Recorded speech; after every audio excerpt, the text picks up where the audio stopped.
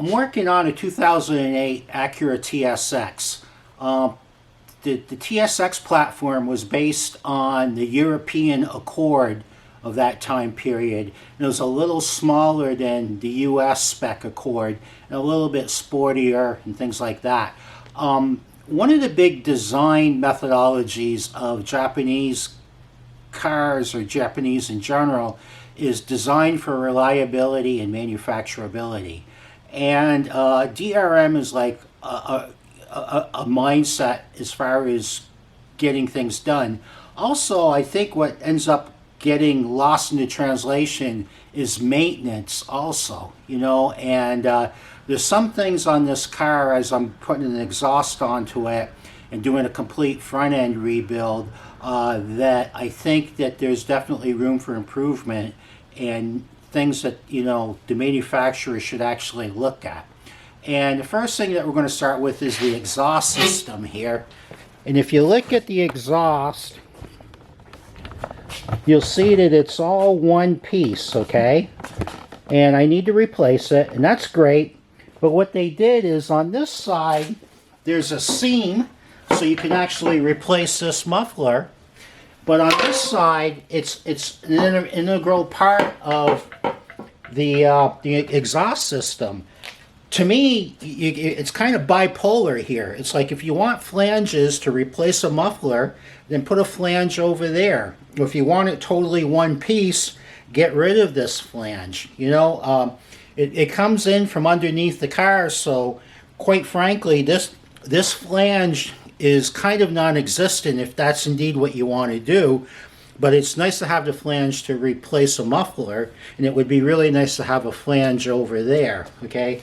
Also, on the catalytic converter, there is, like most catalytic converters, you've got an upstream oxygen sensor and a downstream oxygen sensor. So in order to replace this downstream oxygen sensor, you actually have to remove the passenger seat to gain access to this connector, okay? And this is a little grommet that is under the lower floor pad. Wouldn't it be great if the upstream part of this had about another 6 inches on that harness? So all you would have to do is remove this grommet. You could pull it out from under the car and disconnect it, put your new one on, and not have to worry about taking the rear seat out. I know it's nice to have the connector inside of the body of the car, but having to take a seat out to replace an oxygen sensor is kind of crazy, especially if you're on a lift and you're greasy and you're kind of replacing, you know, mechanical components. Then you got to go into the soft trim of the car. It doesn't make much sense. And they could have done that quite easily. If you look, to remove the seat, what there is there's a flap of material under here, and you know the harness is right there, so a little bit extra, it would be captive underneath the carpet, so it would be absolutely no big deal. But you know, now you have to deal with soft trim to basically gain access to that connection.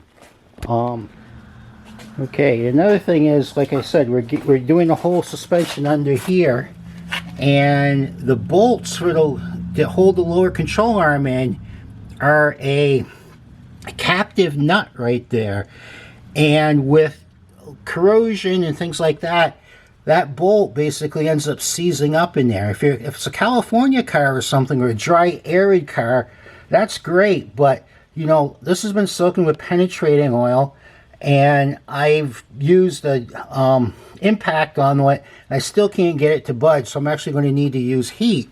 But if I end up messing up that nut there, it's going to be hard to kind of repair that. And I also wanted to do the sway bar bushings, which are back here, down underneath. And the thing is, what's weird is you can't get to the back bolt because it's right against the firewall in the frame. So in order to replace that, you actually need to drop down the entire subframe for a simple piece of rubber, a sway bar bushing, which is probably, they have the tendency to wear out just by natural going up and down, and you got to lower the subframe to basically repair that. And if you look at the lower control arm, you notice that there's a hole here for the ball joint, and the actual ball joint is onto the knuckle assembly.